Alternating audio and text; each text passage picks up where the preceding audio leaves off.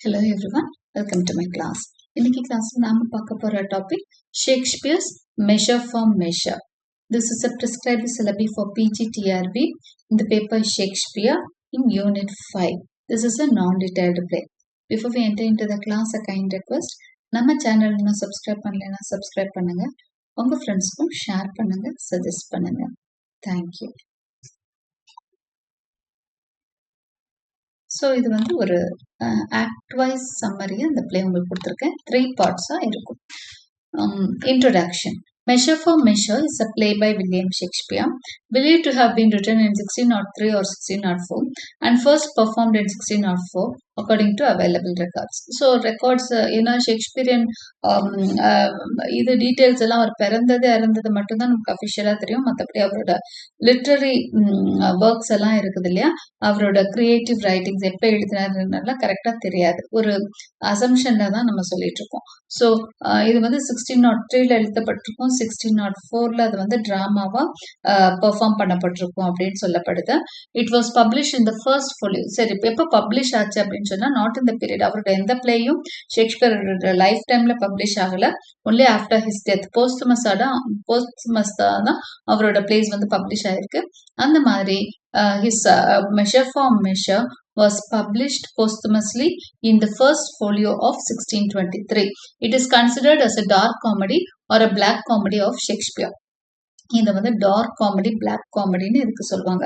இப்போ ஷேக்ஸ்பியரோட நிறைய பிளேஸ் ஒவ்வொரு ஜான்ரால கொண்டு வருவாங்க இல்லையா, romantic comedy, tragedy, dramatic, romances, ஹிஸ்ட்ரிஸ்ன்னு சொல்லுவாங்க. அது மாதிரி இந்த பிளேயை எந்த வகைப்படுத்தலாம் அப்படின்னா டார்க் காமெடின்னு சொல்லுவாங்க, இல்லைன்னா பிளாக் காமெடி அப்படின்னு சொல்லுவாங்க. ஏன்னா இது காமெடி தான், ஆனால் அதோட ஃபீச்சர்ஸ் எல்லாம் ஒரு ட்ராஜடிக்குரிய நிறைய ஃபீச்சர்ஸ் இருக்கும். அதனால கடைசியா ஆனா ஹாப்பியா முடியும். அதனால இது வந்து டார்க் காமெடி. ஒரு ட்ராஜடிக்குரிய செட்டிங் இருக்கிறதுனால இது டார்க் காமெடி இல்லைன்னா பிளாக் காமெடின்னு சொல்லப்படுது. Okay, so let us get into the play with the characters. Okay, Duke Vincentio, the ruler of Vienna, who pretends to leave the city to observe the state of affairs in disguise. So வியன்னால தான் story நடக்க போகுது. Duke வின்சென்ஷியோ அவர் தான் வந்து அந்த கண்ட்ரியோட அரசர். அவர் he is the ruler of Vienna. அவர் என்ன சொல்றாருன்னா, நான் வந்து இந்த நாட்டை விட்டு போறேன். அவருக்கு வந்து அட்மினிஸ்ட்ரேஷன்ல நிறைய ப்ராப்ளம் இருக்கு, நிறைய பிரச்சனைகள் நாட்டுக்குள்ள வருது. அதனால ஒரு சில காலம் தலைமறைவா வந்து என்ன பிரச்சனை நடக்குதுன்னு அவர் வந்து பார்க்கணும்னு நினைக்கிறாரு. ஆனா அவர் ஃப்ரெண்ட்ஸ்ட என்ன சொல்றாருன்னா, நாட்டை விட்டு போறேன் அப்படின்ற மாதிரி சொல்றாரு. கொஞ்ச நாளைக்கு வேற ஒருத்தர் என் இடத்துல உட்கார வச்சுட்டு நான் நாட்டை விட்டு போறேன்ற மாதிரி பிரிட்டன் பண்றாரு. ஓகே, போய் சொல்லிட்டு போவாரு. பட் அங்கதான் வேற ஒரு டிஸ்கைஸ்ல இருப்பாரு. ஓகே, அடுத்ததா Angelo. Angelo is the strict deputy appointed by the duke to enforce the laws in his absence. So அவருக்கு பதிலாக அவரோட இடத்துல ஏஞ்சலோ அப்படிங்கிற ஒரு டெபுட்டியா அப்பாயிண்ட் பண்ணியிருக்காரு.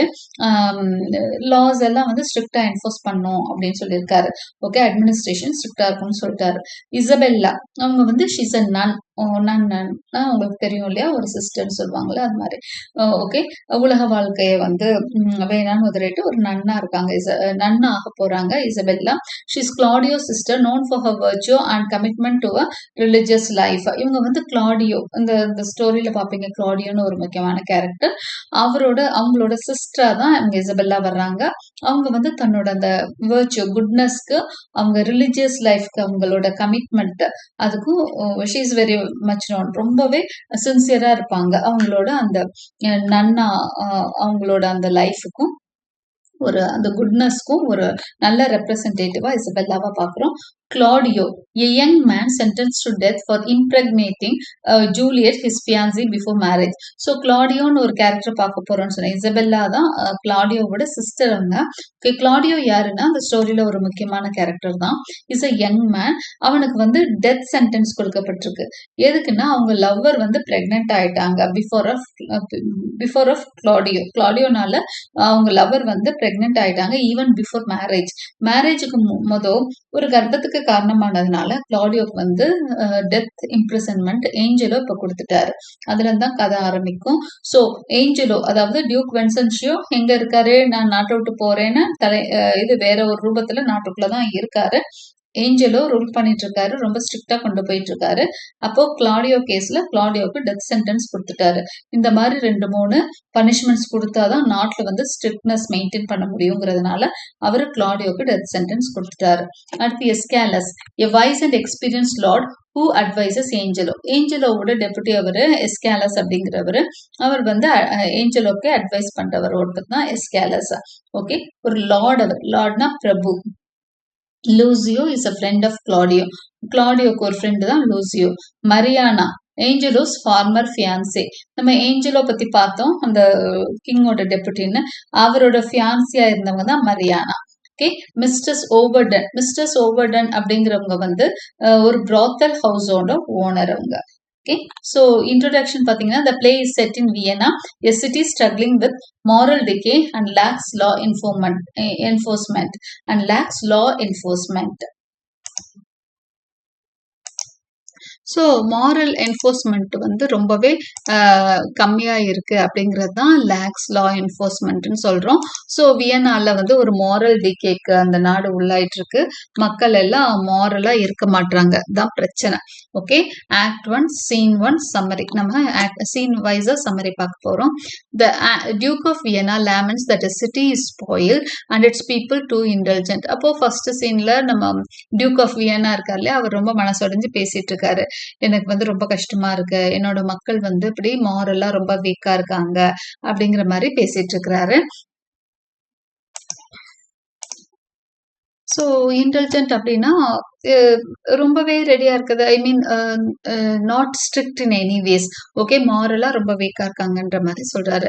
However, he must leave the city and names Angelo to be his replacement while he's away. Okay, அவர் வந்து அதனால அப்படி இருந்தா கூட சிட்டியை விட்டு போற ஒரு மனநிலைமையில இருக்காரு. ஏஞ்சலோவை ரீப்ளேஸ் பண்றாரு while he is away. Escalus, one of Duke's advisors, believes Angelo worthy of the task. எஸ்காலஸ்னு ஒருத்தர், அவர் ஒரு பிரபு. அவர் என்ன சொல்றாரு அப்படின்னு சொன்னா, டியூக்ட ஓகே ஏஞ்சலோ அதுக்கான குட் சாய்ஸ் தான் சொல்லிட்டாரு. The Duke also says he is confident of Angelo's abilities. டியூக்கும் வந்து ஏஞ்சலோவை இப்போ எல்லாரும் புகழ்ந்துட்டு இருக்காங்க, அவனால இதை நல்லா பண்ண முடியும், டியூக்கோட ரோலை நல்லா பெர்ஃபார்ம் பண்ண முடியும், எக்ஸ்கியூஸ் மீ, லா நல்லா என்ஃபோர்ஸ் பண்ணிடுவான் அப்படின்னு சொல்லி பேசிட்டு இருக்காங்க. Angelo is somewhat humble to receive this commission from the Duke but accepts it all the same. இவர் வந்து ஏஞ்சலோ வந்து அப்படியெல்லாம் ஒன்றும் இல்லைங்க, ஓவரா புகழ்றீங்க அது இதுன்னு சொல்றாரு. அட் த சேம் டைம் என்ன பண்றாரு, he accepts it's all the same, அக்செப்டும் பண்ணிக்கிறாரு, நான் இருக்கிறேன்னு சொல்லிட்டாரு. The Duke declares that he must be off immediately on his errand. Duke என்ன டிக்ளேர் பண்றாருன்னா, நான் உடனடியா கிளம்பி ஆகணும், வேற ஒரு நாட்டுக்கு போறேன், ஒரு முக்கியமான வேலையா போறேன்னு கிளம்பிட்டாரு.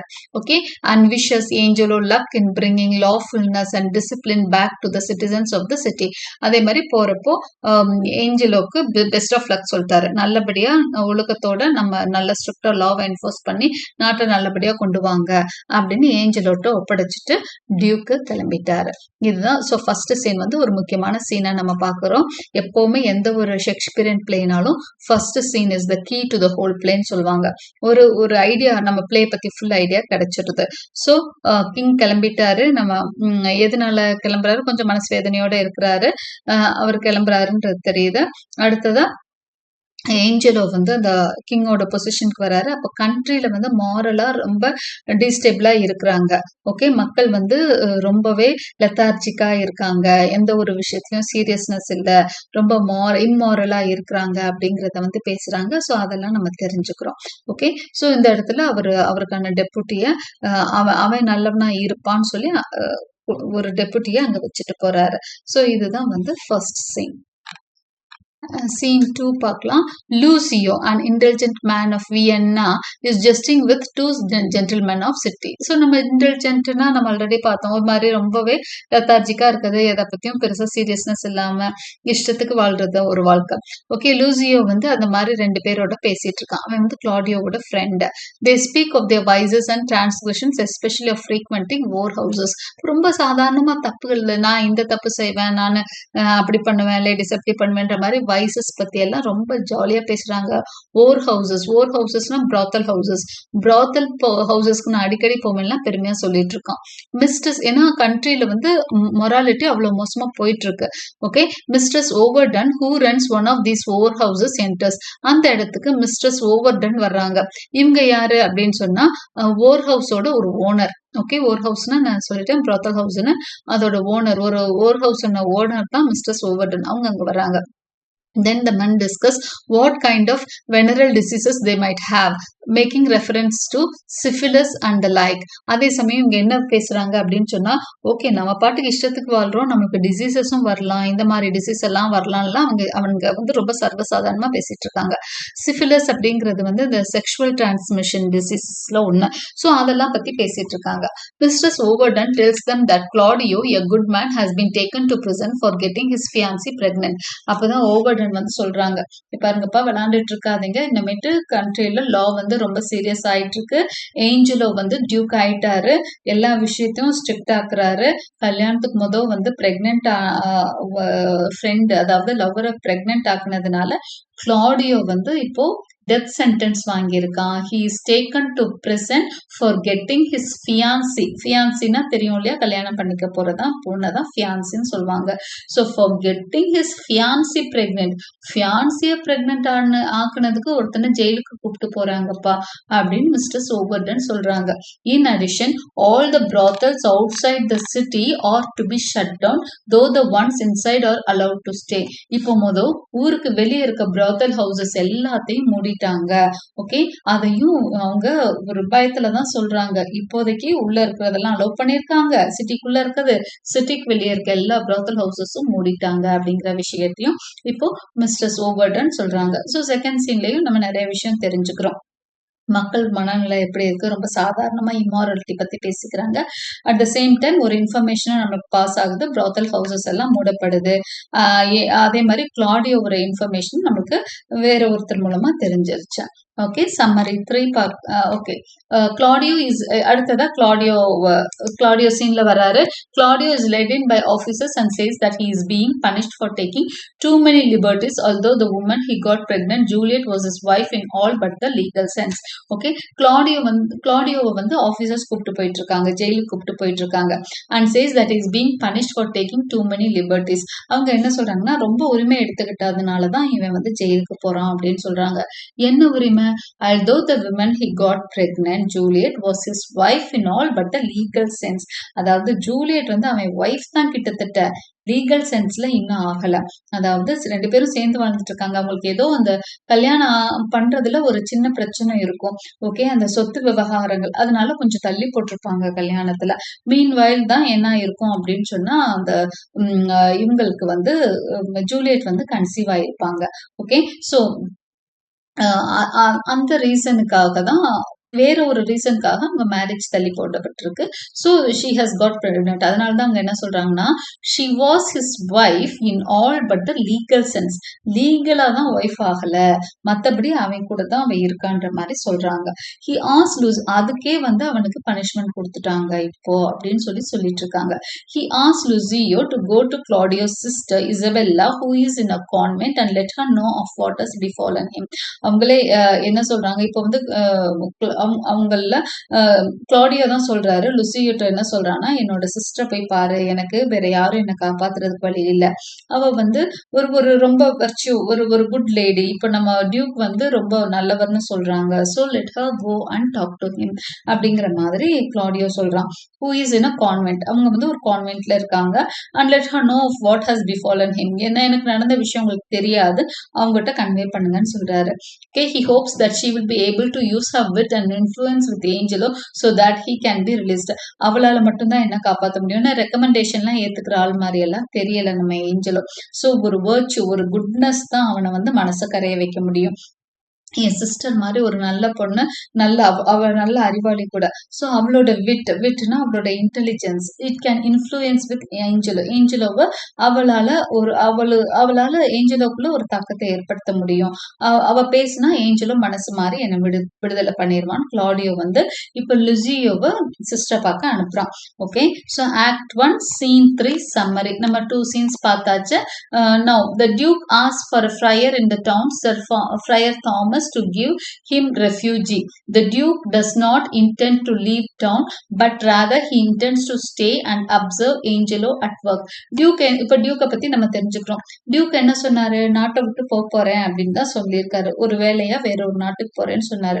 ஆனா அவர் எங்கேயுமே போகல. ஒரு ஃப்ரையர்னா ஒரு சர்ச் ஒர்க்ல இருக்கிறது தான், ஒரு கிளர்ஜி தான். ஓகே, அவர் பேர் வந்து ஃப்ரையர் தாமஸ். அவர்கிட்ட போய் எனக்கு அடைக்கலம் கொடுங்க, ஒரு ரெஃப்யூஜி, அதாவது நான் இங்க இருக்கிறது யாருக்குமே தெரியக்கூடாது, நான் இங்க இருந்துக்கிறேன். The Duke does not intend to leave town. நான் வந்து ஊரை விட்டு போகல, பட் ராதர் ஒரு அரசன் இல்லையா? ஸோ நம்ம இல்லாத ஒருவேளை நம்ம தான் ஆட்சி செய்யறது தப்போ, வேற ஒருத்தனை வச்சு கரெக்டா பண்ணலாமோ என்னவோ அவர் ஸ்டடி பண்ண நினைக்கிறாரு. என்ன தப்பு நடக்குதுன்னு பார்க்க தான் நினைக்கிறாரு. அதனால அவர் பொசிஷனை ஏஞ்சலோட்ட கொடுத்தாலும் நாட்டுக்குள்ள ஒரு அப்சர்வரா அங்க இருந்து பார்க்கணும்னு நினைக்கிறாரு. So he rather intense to stay and observe Angelo at work. Angelo எப்படி பண்றான்னு பார்க்கணும்னு அங்க இருக்க நினைக்கிறாரு. He says that he gave Angelo power because he knew the city had to be cleaned up, but thought that he would be a bad man to do that job, and the friar agrees with this assessment.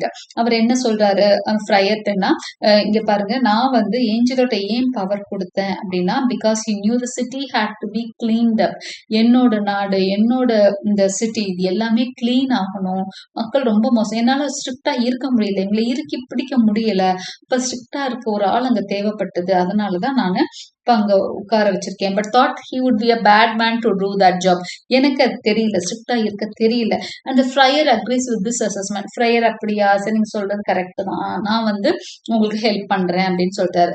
But then he adds that Angelo appears to be a man invulnerable to temptation and almost inhuman in this regard. He doubts that Angelo is actually as steely as he seems and intends to see if this appearance indeed false. இப்போ அது மட்டும் இல்லாம king என்ன சொல்றாருன்னா, Angelo வந்து ரொம்ப vulnerable அப்படின்னா week, இன்வல்னரபிள்னா very strong. Okay, அப்ப டெம்டேஷன்ஸ், அதாவது எந்த ஒரு டெம்டேஷன்ஸ்க்கும் அவரை வந்து ஸ்ட்ராங்கா ரிஜெக்ட் பண்ணுவாருன்னு கிங் வந்து நினைக்கிறாரு. டெம்டேஷன்ஸ்னா இங்க என்னன்னா, எந்தவித ஆசைகளுக்கும் எதிராக இருப்பான் ஏஞ்சலோ அப்படின்னு நினைக்கிறாரு. அது மட்டும் இல்ல, இன்ஹியூமன், நான் வந்து ரொம்ப ஹியூமனிட்டிக்கல் டெண்டன்சிஸோட இருக்கிறதுனால எல்லாருமே இறக்கப்படுறேன், ஆனா அவன் வந்து இன்ஹியூமனா இருப்பான், ரொம்பவே ஸ்ட்ராங்கா கல் நெஞ்சக்காரனா இருப்பான். He doubts that Angelo is actually as steely as he seems. ஆனா இவருக்கு ஒரு சந்தேகம், வெளியே பார்க்கதான் இவ்வளவு ஸ்டீல் மாதிரி இருக்கானா, இல்ல நிஜமாவே இப்படி இருக்கானான்னு கூட எனக்கு சந்தேகம் தான். உண்மையில எப்படி இருக்காங்கிறது உட்கார்ந்தாதான், அந்த இடத்துல உட்கார்ந்தாதான் என்னால தெரிஞ்சுக்க முடியும்னு நினைக்கிறாரு. And intends to see if this appearance is indeed false. இது வந்து வேணும்னே அவன் நடிக்கிறானா என்னன்னு கூட தெரிஞ்சுக்க அவரு இந்த மாதிரி ஒரு திட்டம் பண்றாரு. சரி, இது ரிப்பீட் ஆயிருக்கு. இது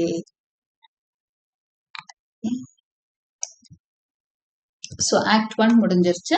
ஆக்ட் 2க்குள்ள நம்ம வரும். Act 2 scene 1 summary. Angelo states that he is determined to make people wary of the law again. இப்போ வந்து நம்ம சிச்சுவேஷன் வந்து மாறிடுச்சு. ஏஞ்சலோ கிட்ட சிச்சுவேஷன் போகுது. ஸோ ஏஞ்சலோ என்ன நினைக்கிறான்னா, ஹிஸ் டிட்டர்மைன்னா ஒரு முடிவு எடுத்திருக்கிறாரு. To make people wary of the law again. பீப்புளுக்கு காஷன் கொடுக்குறாரு, எல்லாருக்கும் வார்னிங் மாதிரி கொடுக்குறாரு, லா பத்திய வார்னிங் கொடுக்குறாரு. இதுதான் லா, ஒழுங்கா தெரிஞ்சு வச்சுக்கோங்க, தப்பு செஞ்சீங்கன்னா தண்டனை கிடைக்கும்ன்றத சொல்லிட்டாரு. Aeschylus thinks that some enforcement of the law is necessary, but warns Angelo against being far too strict and showing no mercy. Aeschylus வந்து முதவே அவருக்கு சப்போர்ட் பண்ணவர் தானே. அவர் என்ன சொல்றாருன்னா, கண்டிப்பா என்ஃபோர்ஸ்மெண்ட் தேவைதான், ஆனா நீ வந்து ரொம்ப ஸ்ட்ரிக்டா இருக்க, கொஞ்சம் கூட கருணை காமிக்க மாட்டேற, அப்படி இருக்கக்கூடாது அந்த பொசிஷன்ல இருக்கிறவன் அப்படின்ற மாதிரி அந்த Aeschylus சொல்றாரு. Aeschylus laments to see some contemned by a fault alone, but he doesn't want to struggle against the stubborn Angelo either. இவ ரொம்ப ஒரு சின்ன தப்புக்காக ரொம்ப எல்லாம் நீ பனிஷ்மெண்ட்டுக்கெல்லாம் போகாத, ஓகே. அதனால வந்து நீ இவ்ளோ ஸ்ட்ராங்கா இருக்க வேணான்னு சொன்னா கூட, அவரு ஒரு பக்கம் சரி ஸ்ட்ராங்கா இருக்கிறதும் நல்லதுன்னு ஒரு இதுல தான் இருக்காரு. ம எஸ்கேலஸ் வந்து குழப்பத்துல தான் இருக்காரு. வேணான்னும் அவரால தைரியமா சொல்ல முடியல. இப்படியெல்லாம் இருக்காதுன்னு சொல்ல முடியல. ஏன்னா அப்படி இருக்காதுன்னு சொன்னா மக்கள் வந்து ரொம்ப அட்வான்டேஜ் எடுத்துக்கிறாங்கன்றதுனால அவரும் ஒரு குழப்பத்துல தான் இருக்காரு. தென் a comic scene involving Elbow, the silly constable, Froth and Poppy, the board follows. ஒரு காமெடி அத வந்து நம்ம ஸ்கிப் பண்றோம். ஓகே, தேவையில்லைங்கிறதுனால. Escalus has decided to aid Angelo now in his pursuit to enforce the law. Escalus வந்து இப்போ ஒரு குழப்பத்துல இருந்தாரு, இப்போ டிசைட் பண்ணிட்டாரு. சரி, இவன் கூட சேர்ந்து லாவை என்ஃபோர்ஸ் பண்றதுல நம்ம உறுதியா நிக்கணும். நம்ம ரொம்ப குழப்பம் அடைஞ்சோம்னா ப்ராப்பரா நடக்காதுன்னு முடிவெடுத்துட்டாரு. He still wishes that something good be done about Claudio situation. அவர் என்னதான் அந்த விஷயத்துல எதா இருந்தாலும் கிளாடியோ விஷயத்துல அவருக்கு கொஞ்சம் மனசு ஒத்து வரல. கிளாடியோ மட்டும் இந்த தப்பு பண்ணலையே, ஜூலியோவும் சேர்ந்து தானே தப்பு பண்ணியிருக்கா, ஹஸ்பண்ட் அண்ட் ஒய்ஃப் மாதிரி தானே அவங்க வாழ்ந்திருக்காங்க.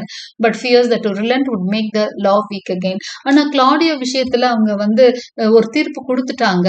அதை வந்து திரும்ப மாத்தி அமைச்சா ஒரு வீக் ஆயிரும் இல்லையா, மக்கள் முன்னாடி அவங்க அப்படிதான் செய்வாங்க, அப்புறம் திரும்ப வந்து கருணை காட்டிடுவாங்கன்ற மாதிரி ஒரு வீக்கா தெரிஞ்சிடக்கூடாது அப்படின்னு சொல்லிட்டு அந்த விஷயத்துல இன்னும் அவருக்கு குழப்பத்துல இருக்கு. லாவை ஸ்ட்ராங்கா என்ஃபோர்ஸ் பண்ணணுங்கிறதுல அவருக்கு செகண்ட் ஒப்பீனியன் இல்லை. ஆனா கிளாடியோ விஷயத்துல அவருக்கு ஒரு சின்ன இது இருக்கு அப்படிங்கறத நம்ம பாக்குறோம். எஸ்கேலஸ்க்கு கிளாடியோவை விடுதலை பண்ணலான்ற ஒரு நோஷன் இருக்கிறதையும் நம்ம பாக்குறோம். Act 2, Scene 2, Summary.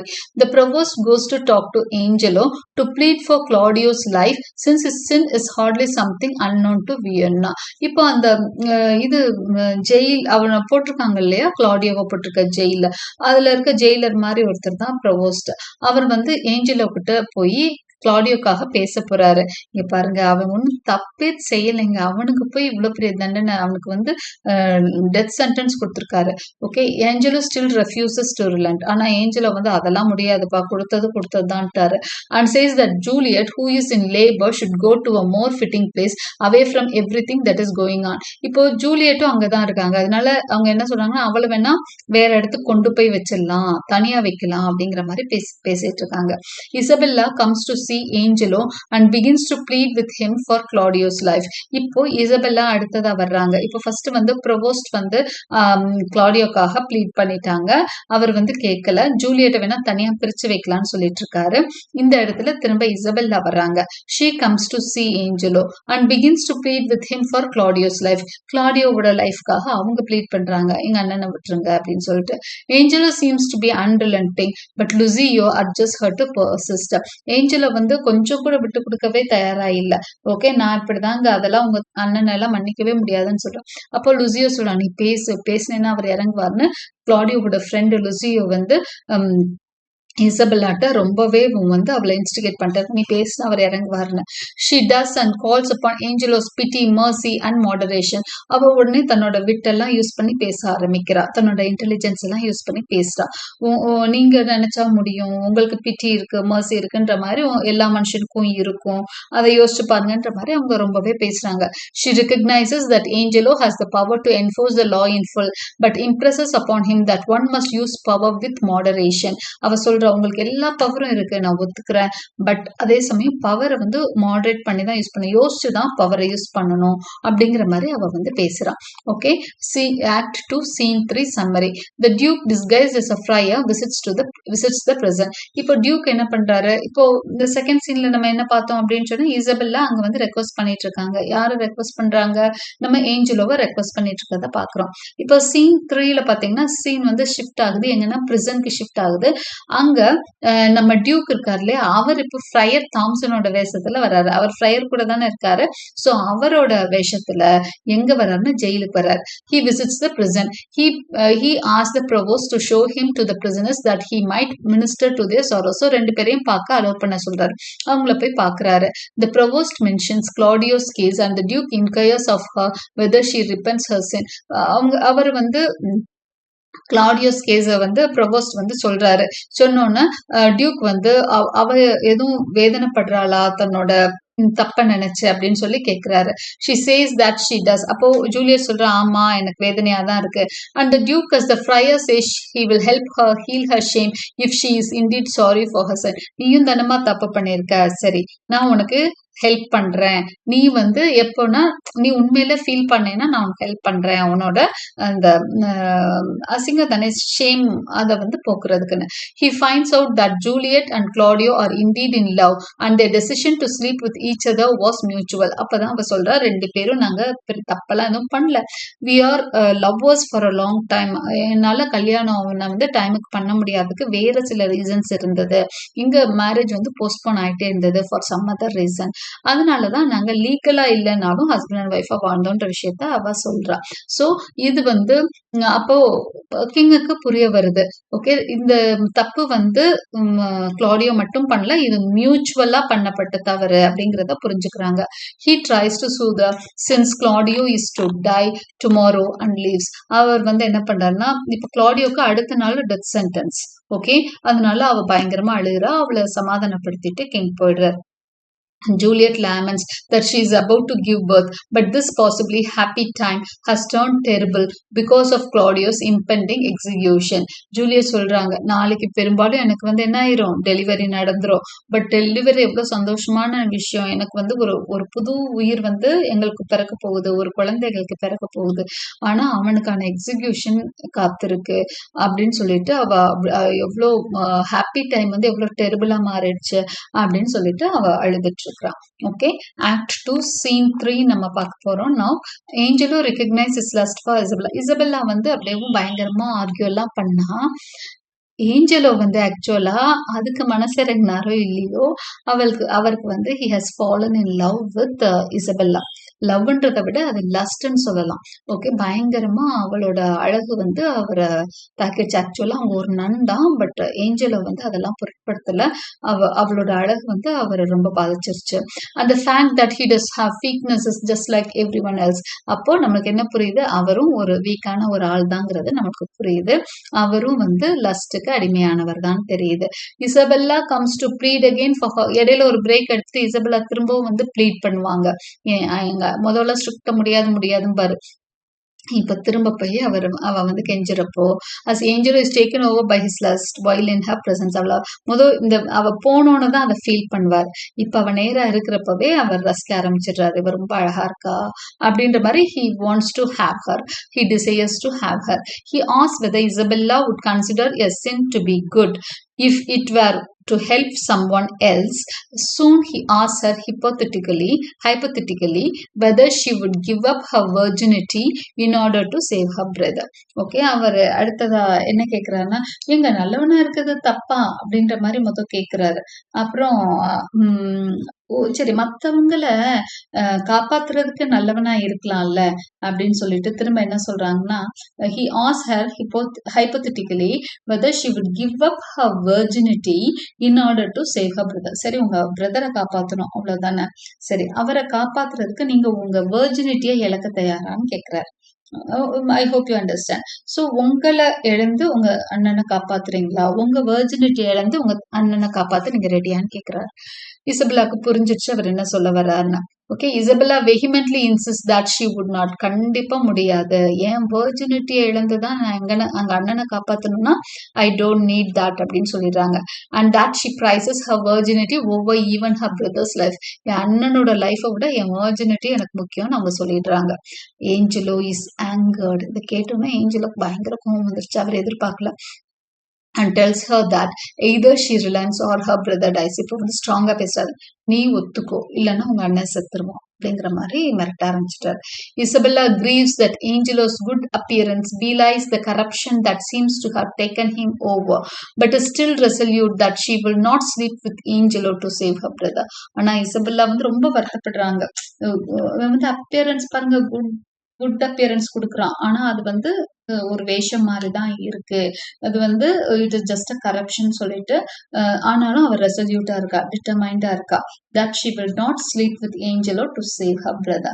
என் பிரதரை காப்பாத்துறதுக்காக நான் I will not sleep with you அப்படின்னு ஸ்ட்ராங்கா சொல்லிடுறாங்க இசபெல்லா.